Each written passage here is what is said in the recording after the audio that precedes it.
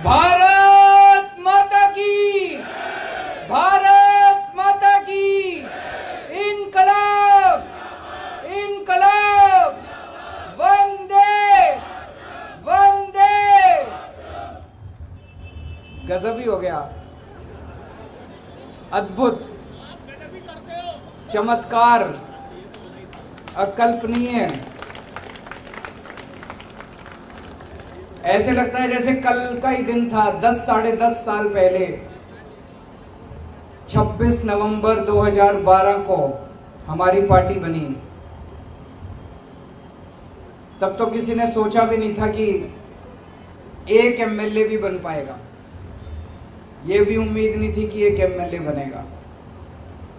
और आज 10 साढ़े 10 साल के अंदर आम आदमी पार्टी देश की राष्ट्रीय पार्टी बन गई है। 1300 से ज्यादा पार्टियां हैं देश में,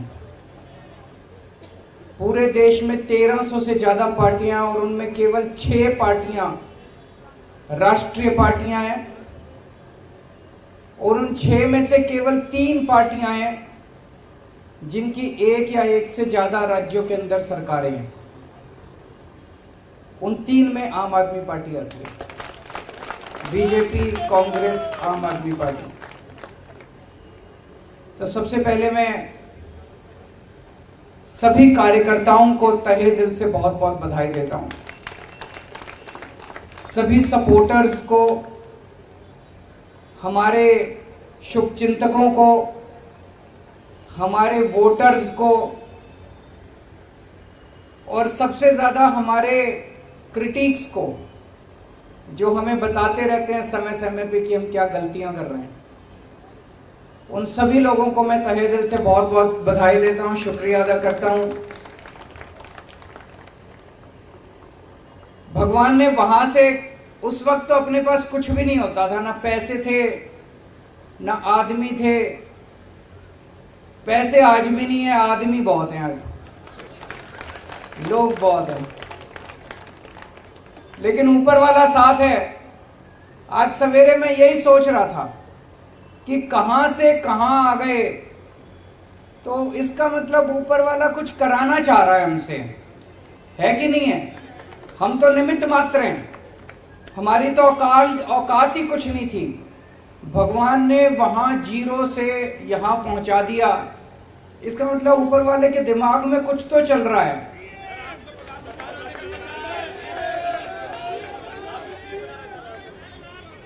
ऊपर वाला कुछ तो हमसे, देश के लिए कुछ तो कराना चाह रहा है।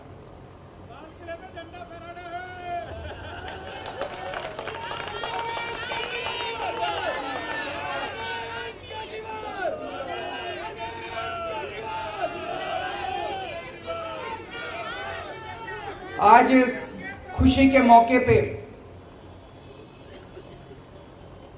मनीष जी की और जैन साहब की बड़ी याद आ रही है। वो भी अगर होते तो हमारी खुशी में और 4 चांद लग जाते। वो संघर्ष कर रहे हैं देश के लिए, हम सब के लिए। इस वक्त देश की सारी राष्ट्र विरोधी ताकतें, जो इस देश का भला नहीं चाहती, जो इस देश की तरक्की नहीं चाहती, वो सारी ताकतें मिलके आम आदमी पार्टी का विरोध कर रही है। मनीष सिसोदिया क्या क्या कसूर है? कल मैं एक उद्घाटन करने गया था ईस्ट विनोद नगर में, एक स्कूल में। सरकारी स्कूल है, सरकारी स्कूल है, और उसमें फ्रेंच पढ़ाई जाती है, जर्मन पढ़ाई जाती है, स्पेनिश पढ़ाई जाती है, जापानीज पढ़ाई जाती है। मेरी पढ़ाई हिसार के सबसे बड़े प्राइवेट स्कूल में हुई थी। हमारे स्कूल में भी ये सारी चीजें नहीं पढ़ाई जाती थी, बड़े बड़े प्राइवेट स्कूलों में नहीं पढ़ाई जाती। आज दिल्ली के सरकारी स्कूलों के अंदर वो शिक्षा दी जाती है। तो मनीष सिसोदिया का कसूर था कि उसने गरीबों के बच्चों को सपने देखने सिखाए, कि सपने देखो, बड़े बड़े सपने देखो, उनको पूरा करने का जज्बा रखो। यह कसूर था मनीष सिसोदिया का। 75 साल से गरीब का बेटा गरीब रह जाता था क्योंकि अच्छी शिक्षा नहीं मिलती थी।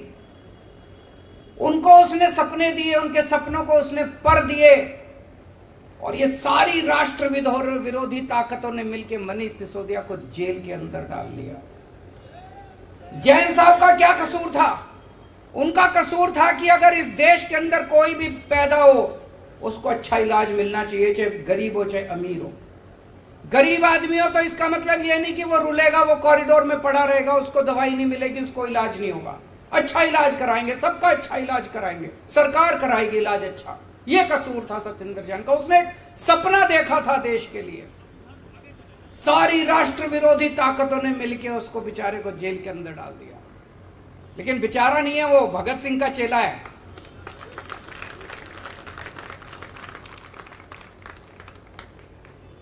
तो ये सारी राष्ट्र विरोधी ताकतें आम आदमी पार्टी को रोकना चाहती है, लेकिन ऊपर वाला हमारे साथ है। किसी की हिम्मत नहीं है। मैं हमेशा कहता हूं, no one can stop the idea उस टाइम हैज कम। इस पूरी यात्रा में बहुत सारे ऐसे लोग हैं जिन्होंने बहुत कुर्बानियां दी, बहुत संघर्ष किए। हमारे बहुत साथी हैं जिन्होंने खूब डंडे खाए। आपने भी खाए? अच्छा, 1 महीने बेड पे थे, फ्रैक्चर हो गया था। बहुत डंडे खाए, जेल गए, बहुत लोग जेल गए। हमारी संतोष कोहली शहीद हो गई। हमारे साथ मीरा सान्याल जी होती थी। बिपिन करके एक लड़का था पंजाब में, चुनाव में प्रचार के दौरान उसका हार्ट अटैक हो गया। और भी ऐसे कई लोग हैं जिनको हमने इस यात्रा के दौरान खोया है। आज इस मौके पे हम उन सबको याद करते हैं और भगवान से प्रार्थना करते हैं कि उन सबको शांति दे, उनकी आत्मा को शांति दे, अपने श्री चरणों में उनको स्थान दे। बहुत सारे ऐसे लोग हैं जिन्होंने बहुत संघर्ष किया। अपने परिवार, नौकरी करते थे, अच्छी अच्छी नौकरियां छोड़ के आ गए, क्योंकि उन्होंने सबने सपना देखा था कि एक दिन ऐसा आएगा जब देश के अंदर अच्छी शिक्षा मिलेगी। वो सब बड़े खुश हैं कि दिल्ली के अंदर, अब पंजाब के अंदर जिस तरह से मॉडल गवर्नेंस का बनाया जा रहा है, उनके सपने पूरे हो रहे हैं। बहुत लोगों ने संघर्ष किया है और आज टाइम है अपनी आइडियोलॉजी को याद करने का, अपनी विचारधारा को याद करने का। आम आदमी पार्टी की विचारधारा के 3 स्तंभ हैं। याद है ना सबको? याद नहीं है? 3 स्तंभ हैं। कट्टर ईमानदारी, मर जाएंगे, देश के साथ गद्दारी नहीं करेंगे, बेईमानी नहीं करेंगे, एक टाइम की रोटी कम खा लेंगे लेकिन बेईमानी नहीं करेंगे। बेईमानी का पैसा घर में नहीं आएगा। कट्टर ईमानदारी। दूसरा स्तंभ है कट्टर देशभक्ति। देश के लिए जरूरत पड़ेगी तो जान हाजिर है, फांसी पे चढ़ जाएंगे। और तीसरा स्तंभ है इंसानियत। इंसान को इंसान समझना है। इन लोगों की तरह गुंडागर्दी नहीं करनी। गुंडागर्दी हमारी विचारधारा नहीं है, उनकी हो सकती है। इंसानियत, इंसान के लिए कुछ भी करने की जरूरत पड़े, इंसान से मोहब्बत करनी है। हम गाते हैं ना, इंसान का इंसान से हो भाईचारा, यही पैगाम हमारा। तो इंसानियत तीसरी हमारी आइडियोलॉजी है। पहली बार देश के अंदर पहले कहते थे चुनाव लड़ने के लिए इतना पैसा चाहिए, बेईमानी तो करनी पड़ती है। हमने दिखा दिया कि ईमानदारी से चुनाव लड़े भी जा सकते हैं और जीते भी जा सकते हैं। हमने दिखा दिया कि ईमानदारी से सरकार चलाई भी जा सकती है और सफल सरकार चलाई जा सकती है। हमने साबित कर दिया कि सफल सरकार तो ईमानदारी से ही चलाई जा सकती है, बेईमानी से सफल सरकार नहीं चलाई जा सकती। तो जैसा मैं कह रहा था, भगवान हमसे कुछ कराना चाह रहा है। हम सबका सपना है कि भारत दुनिया का नंबर 1 देश बने, मेक इंडिया नंबर 1। और हमारा देश बन सकता है नंबर 1। हमारे देश के अंदर क्षमता है, लोगों में क्षमता है। और शायद भगवान ये चाहता है कि ये भगवान की भारत को दुनिया का नंबर 1 देश तो ये आम आदमी पार्टी वाले ही बनाएंगे। ये काम हमारे हाथों से ही कराना चाहता है।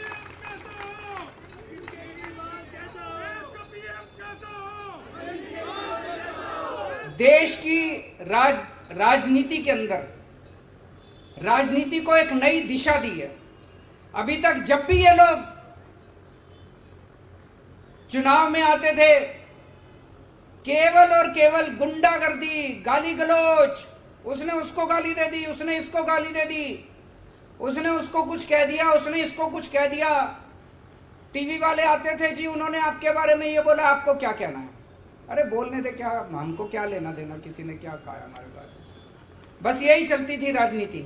इसने ये बोला जी आपके बारे में, आपको क्या कहना है? उसने ये बोला जी आपके बारे में, आपको क्या कहना है? जाति के नाम पे, धर्म के नाम पे पहली बार इन सबको, सबसे बड़े नेता को एक फर्जी क्लास में ले जाके बिठा दिया हम लोगों ने।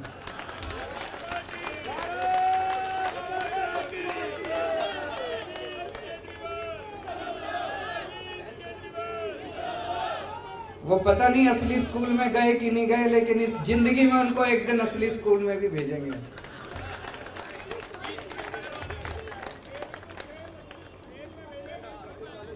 पहली बार देश की राजनीति में स्कूलों की बात होने लगी है।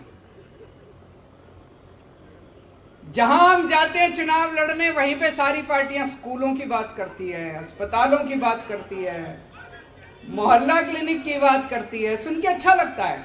यही तो होनी चाहिए राजनीति। असली राजनीति तो यही है कि स्कूल की बात हो, राजनीति, पानी की बात हो, बिजली की बात हो। अब सारी पार्टियां कहती है बिजली फ्री दे, देती नहीं है, कहती तो हैं, कहलवा तो दिया सबसे।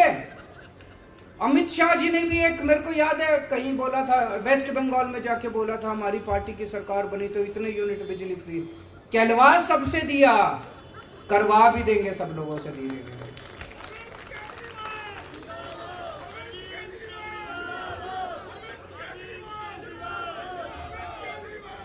एक बारी और सब लोगों को याद दिला दूं, कई बार बोल चुका हूं, हम लोग आम आदमी पार्टी में मरने मिटने के लिए, देश के लिए आए हैं।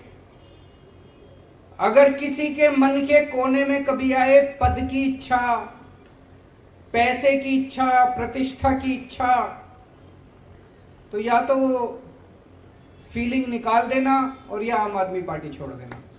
गलत पार्टी में आ गए। और उसमें अब एक चीज और ऐड कर रहा हूं, ये अब जेल में डाल रहे हैं। मैंने कहा ना, सारी राष्ट्र विरोधी ताकतें इकट्ठी हो गई है आम आदमी पार्टी के खिलाफ। वो नहीं चाहती कि देश की तरक्की हो, वो नहीं चाहती देश में स्कूल खुलें, वो नहीं चाहती देश में अस्पताल बने। वो सारी राष्ट्र विरोधी ताकतें हमारे को रोकना चाहती हैं, देश की तरक्की रोकना चाहती हैं। वो अब आपको सबको जेल में डालेंगे। एक एक करके सबका नंबर आएगा, सबका नंबर आएगा एक एक करके। कम से कम 8 से 10 महीने जेल में जाने के लिए तैयार रहना पड़ेगा। उससे ज्यादा नहीं रखेंगे, क्योंकि कुछ करा ही नहीं, फिर उसके बाद तो बेल वेल मिली जाती है। तो अगर किसी के मन में डर है, अगर किसी के मन में डर है, तो आम आदमी पार्टी छोड़ देना।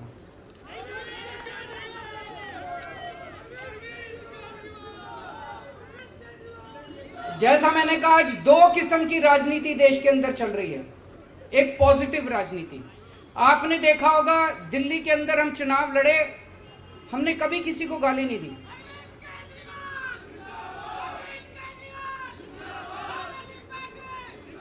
हमने कभी किसी को गाली नहीं दी।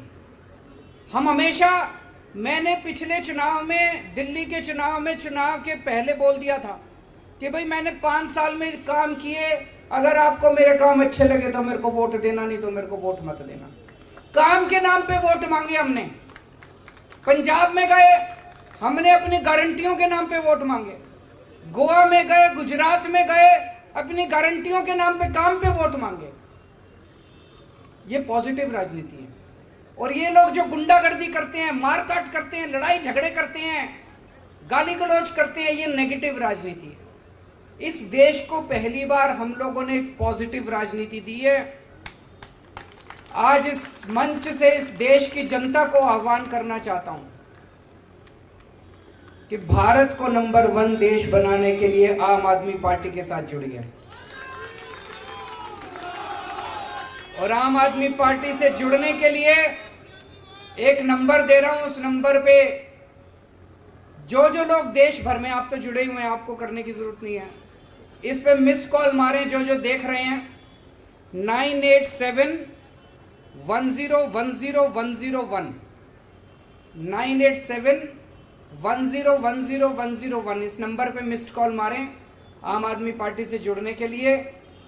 और अंत में भगवान से प्रार्थना करता हूं कि अगर इस देश की सेवा के लिए ये जान चली जाए तो अपने को बहुत सौभाग्यशाली समझूंगा। इस शरीर का कतरा कतरा, मेरे शरीर के खून का कतरा कतरा इस देश के लिए अगर शहीद हो जाए तो अपने आप को बहुत सौभाग्यशाली समझूंगा।